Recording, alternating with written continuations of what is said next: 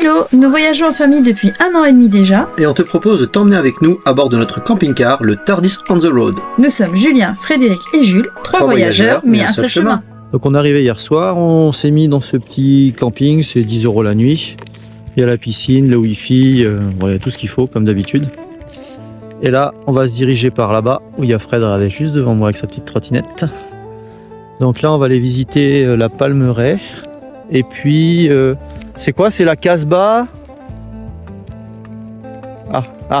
Je viens juste de voir les pancartes. Ah, Alors attends, on va poser une colle. Alzimir, un truc comme ça. Un truc On va comme voir ça. si j'en suis pas très loin. Ouais, on va regarder. Donc on va, en fait là, hop, on va traverser en fait le lit de la rivière. On a la Casbah Amridil, donc sur la gauche. Oui.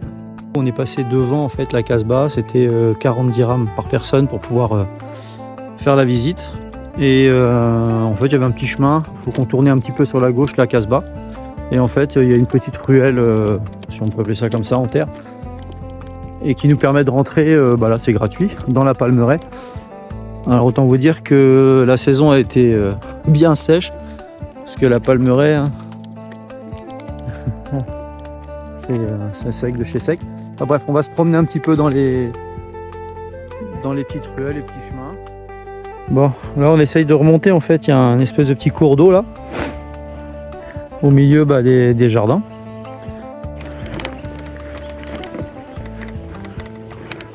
Et là il y a un petit pont d'irrigation, donc là il a été bouché par sûrement la personne qui a les jardins par ici. On voit l'espèce de gouttière qui est ici. Il y a un petit peu d'eau, mais ça a été bouché avec de la terre parce que la personne ne veut pas pour l'instant arroser son jardin. Il y a un monsieur à Merzouga, là, Idriss, qu'on avait rencontré sur les dunes. Oui. Il nous avait raconté qu'il y avait le courant d'eau et ils ont des horaires chaque jardin. Alors peut-être Ah, ici, ça oui, fonctionne exact, comme ça. Et oui. ils font des petits barrages, c'est-à-dire que de 4h à 5h, c'est la famille Intel qui irrigue son jardin. Ouais. Après, ils rebouchent, c'est la famille d'après pendant 1 heure. Et ils ont tous leurs horaires tous les jours. Pour, Ah oui, donc peut-être que là... de la rivière par égal. En fait, c'est l'eau qui guide notre route pour l'instant. Là, hop, petit barrage encore. Allez, on va continuer par là maintenant. Je sais pas où on va se retrouver. On va marcher de temps en temps parce que sinon les trottinettes elles vont jamais faire le retour. Parce que concrètement, on sait pas trop où on est là.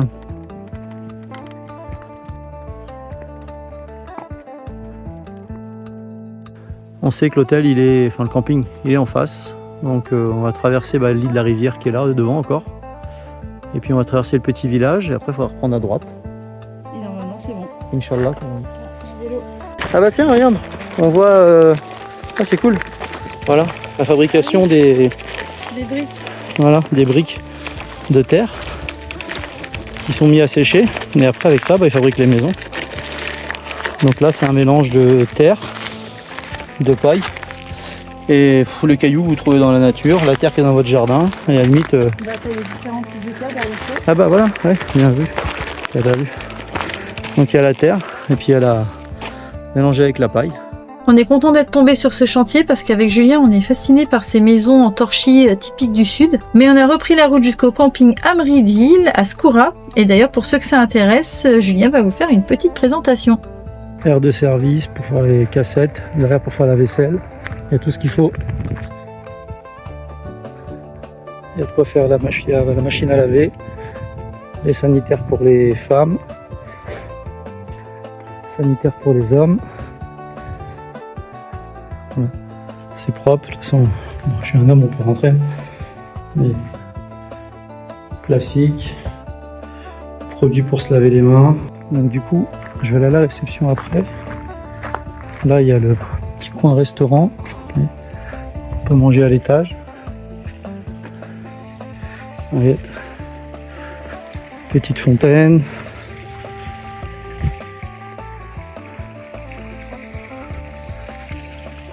Il y a la piscine. Petite douche extérieure. Et donc ça, c'est la réception. Hop.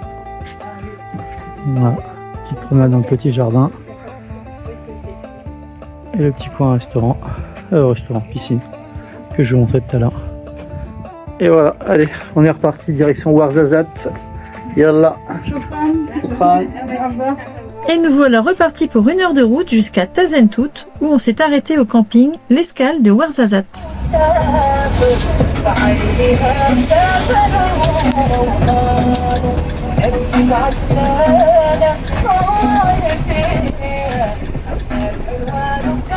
L'étoile du Sud. Et non, perdu, ça ce sont des fibules. D'ailleurs, on vous explique ce que c'est en commentaire si ça vous intéresse. Qu'est-ce qu'il y a, Jules? En largeur, c'est toujours petit.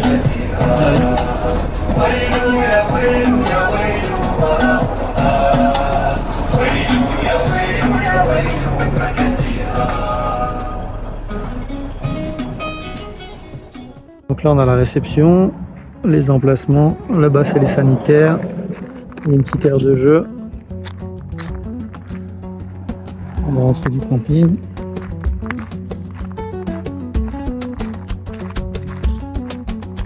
Donc la petite aire de jeu pour enfants.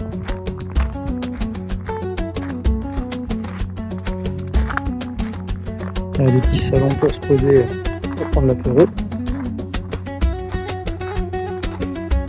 De quoi s'étendre au soleil. Et la petite piscine.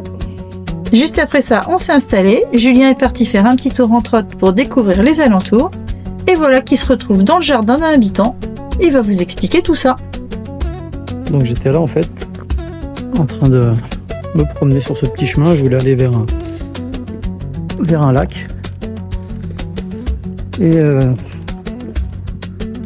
moi, j'ai croisé une petite jeune demoiselle qui promenait son âne avec des herbes. Et en fait, ce que je voulais, c'était aller donc au bout du chemin. Je voulais aller au lac. Et puis j'ai discuté avec elle pour essayer qu'elle me dise si je suis bien sur la bonne route pour aller au lac. Et puis il y a un monsieur qui est sorti de son jardin. Et puis on a discuté 5 minutes. Puis comme je disais, il m'a invité à prendre le thé. On a discuté, on a échangé les numéros. Et comme la plupart des Marocains en général, super gentil. Il m'a dit si tu as besoin de quoi que ce soit sur la route, si t'es embêté ou quoi, t'hésites pas à m'appeler. Et il me dit si tu reviens l'année prochaine, envoie-moi un message et puis on verra, peut-être que je pourrais te loger dans mon jardin. J'habite juste à côté du camping. Enfin toujours super attentionné. Des gens qu'on n'a jamais vus, quelqu'un que j'ai jamais croisé de ma vie, quoi. On discute et voilà, il t'invite. Ça c'est ce que j'adore ici. Voilà. Donc du coup en tout cas, voilà, c'est pas par ici. Le lac c'est pour faire au moins 20 km. Donc je rentre au camping et je vais retourner voir Fred et Jules qui sont censés être en train de faire les devoirs. Bon, nouvelle journée de visite. Donc là on vient d'arriver à Ouarzazate. Alors je vous avoue, on a regardé, bon il n'y a pas grand chose, c'est pas forcément une ville touristique. Il y a les studios de cinéma, mais on va pas les faire, ça nous intéresse pas plus que ça. Non. Donc là on fait un petit tour dans la ville ce matin, histoire de voir un petit peu comment est la ville. Et puis après cet après-midi on rentre, on se pose tranquillou. Et demain on va visiter Aït Ben Haddou. Donc c'est une ville fortifiée. Donc là on va y aller avec Jules, là on est que tous les deux là. Jules il voulait se reposer tranquillou. Faire ses petits jeux, faire ses devoirs, enfin, j'espère faire ses devoirs. Voilà. Donc je pense qu'à Ouarzazate, je suis pas sûr qu'on ait beaucoup, on va pas mettre beaucoup de choses à filmer. On avait vu ici la ville qui était jolie quand on est arrivé en camping-car. Mais sinon, à part ça, on va faire 2-3 cours. Ouais, on va acheter du pain, voilà, 2-3 bricoles. Ouais. Et puis voilà, allez à plus tard. Le taxi pour rentrer. Voilà, allez à tout à l'heure. Donc pour le taxi, pour info, nous on est au camping là, à une vingtaine de kilomètres. C'est 10 dirhams, donc 1 euro par personne. Encore une fois, on a eu raison d'aller prendre le camping à 25 km. C'est un camping qui est mieux que ceux qu'il y a autour de Ouarzazate, au plus proche. Ils sont mieux notés, c'est plus calme. Et payer finalement que 1 euro pour faire le trajet, ça vaut le coup. Voilà, allez à plus tard. À plus.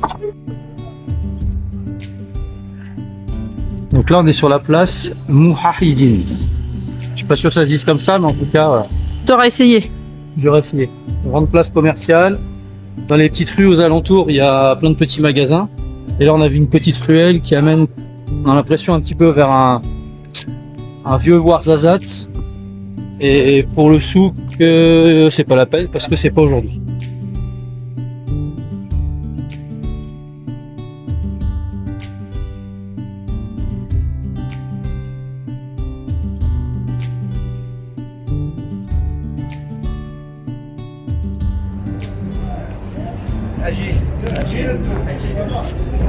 On va peut-être finir par trouver mes petites paires de Thierry Lacoste, spécial Maroc.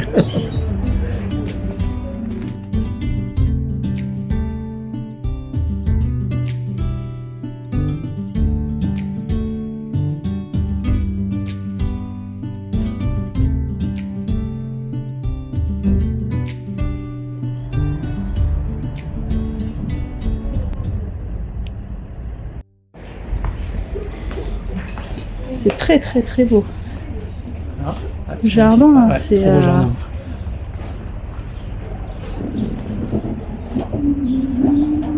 c'est agréable.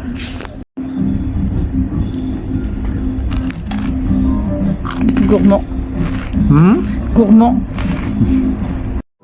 Donc ce midi, pour moi, ce sera tagine boulette de bœuf, Sauce tomate. sauce tomate.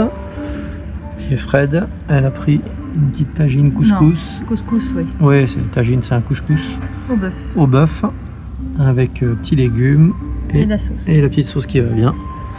Voilà, voilà, avec des bons petits pains. Voilà. Allez, bon appétit.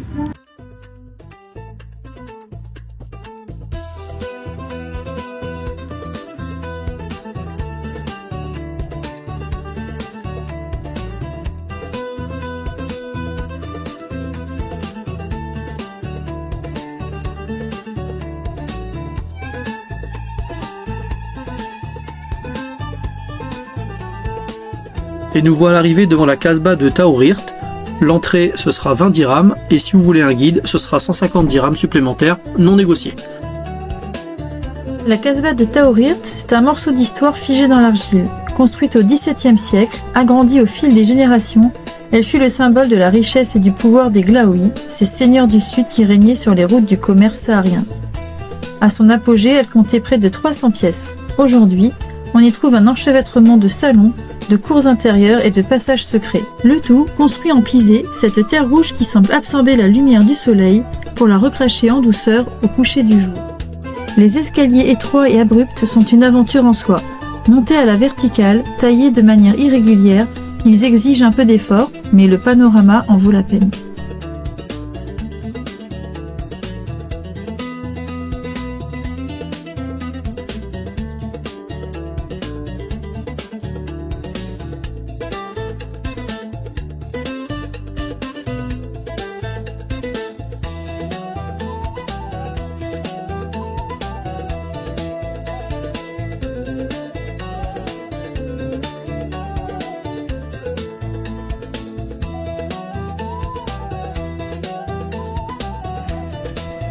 Du mortier où je passe le fond avec, regarde, pour faire des teintures, ils le font carrément au bâton et au feu. Ah oui.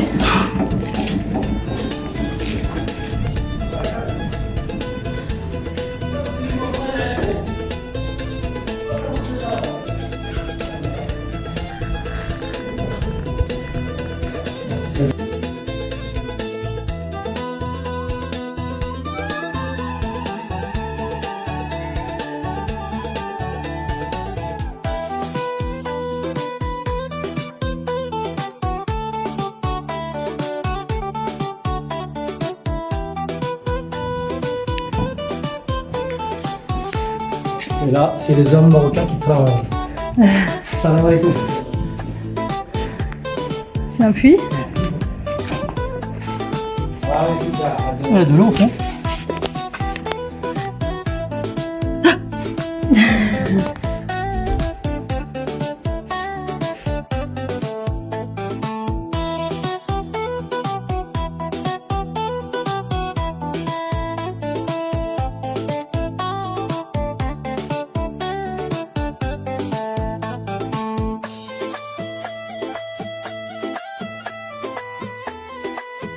C'est là-bas que tu veux boire un thé. On va boire un thé après là-bas.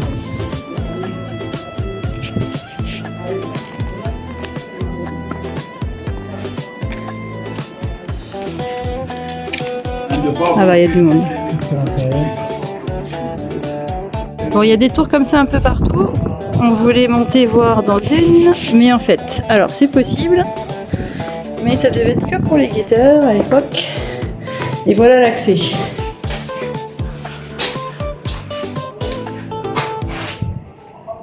Donc on sait pas trop si on a le droit, donc on va pas y aller.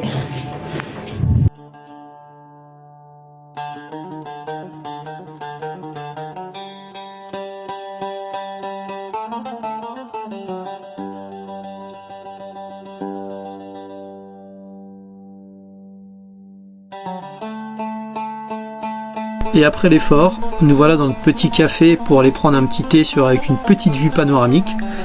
Tout allait bien, on fait le tour. Et là c'est le drame. On nous sert un thé. Imbuvable. Dégueulasse. C'est la première fois au Maroc qu'on nous sert un thé imbuvable. Et puis on a été aux toilettes, c'était sale, il y avait des chiffons partout. Du coup on a laissé notre thé, on a payé, on est parti. Oui, ils ont tout misé sur la vue et sur la terrasse. Bon bah nous voilà de retour au camping. Ah, ça c'est l'entrée du camping. On vient d'arriver en taxi. Grosse journée finalement. On pensait que ça allait être une petite journée, qu'il n'y avait pas grand chose à faire, mais finalement on n'a pas arrêté. Donc comme vous avez pu le voir du coup. Des magasins, bon, normalement. Resto, visiter la cascade. Ouais. Le souk. Souk. Le petit thé en haut de la panoramique. Et puis là on arrive, normalement je crois qu'il nous avait dit le gars qu'il y allait avoir 14 carrés. Ça marche. Voilà. Allez, on va aller manger puis on va aller dormir. Et effectivement on est parti ce matin, il n'y avait personne. Le camping il est rempli. Rempli. Bon, c'est reparti pour une nouvelle journée. Et nous voilà arrivés aux portes du village d'En Benadou, vallée qui était à l'époque un point de passage traditionnel des caravanes reliant Marrakech au sud du Sahara. Avant de pouvoir vous rendre au village, vous passez par quelques rues commerçantes et vous devez soit traverser l'Oued Malé, dont le nom signifie rivière salée mais qui est asséchée, et passer ensuite entre les deux grandes tours, soit vous empruntez un pont qui se trouve un peu plus loin. Nous avons choisi la grande porte, l'entrée est gratuite mais une équipe travaille pour faire un musée et elle vous autorise à monter à l'étage du Ksar contre 20 dirhams par personne.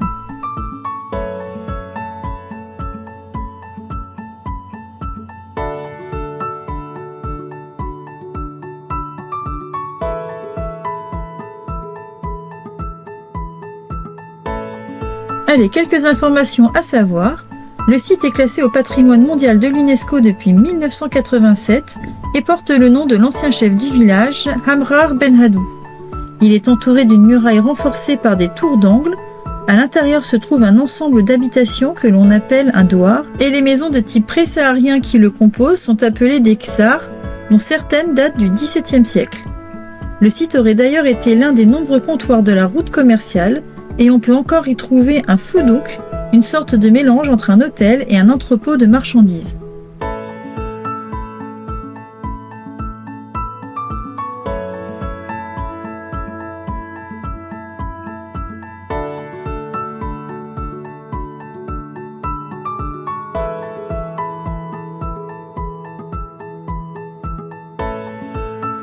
Et là, on va monter au sommet de la colline pour aller dans le grenier collectif, ce qu'on appelle un agadir. Pour faire simple, il y a une sorte de rempart en haut du village et à l'intérieur, il regroupait la réserve d'eau, les grains et les aliments secs pendant parfois plusieurs années, comme par exemple des amandes. Le beurre et le miel étaient conservés dans des jarres et les liquides dans des cruches à long col. Vous l'aurez compris, l'agadir a un rôle sécuritaire et défensif en cas d'attaque des tribales par exemple.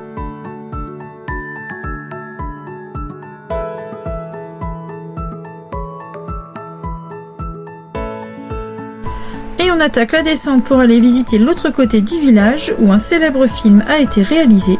Et oui, il faut savoir qu'En Benadou est un site où de nombreux films ont été tournés. Et lorsque l'on rentre dans un long couloir, Julien le découvre tout excité.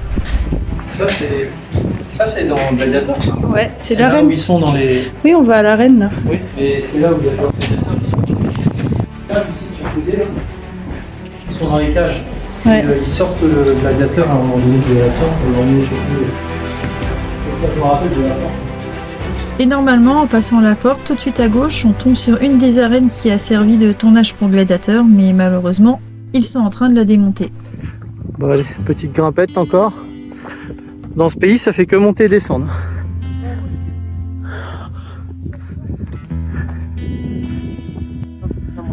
Allez, premier plateau. Et derrière, regardez, tout au bout là-bas, il y a de la neige. Je sais pas combien d'altitude on est. Et à mon avis, on doit bien frôler les 2005 en altitude. Bon. Allez, maintenant il faut grimper tout là-haut. Bon, nous voilà sur le deuxième plateau. Ah, on prend pas tous le même chemin.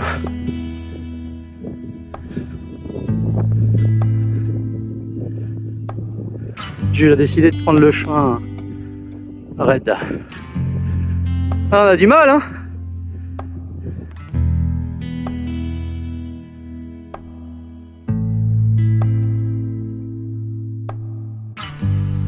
Et ensuite on est redescendu, on a été dans la petite Ksar là où on a payé 20 dirhams à l'entrée. Donc ce qui est intéressant c'est que à l'étage on a un angle de vue différent du petit village.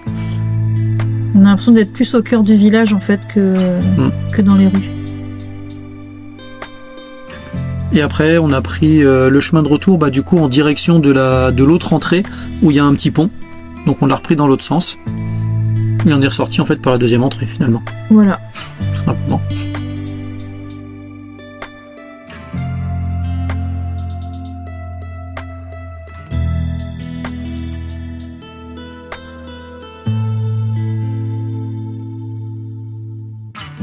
Et pour les fans de Game of Thrones, ces deux tours ne vous rappellent rien?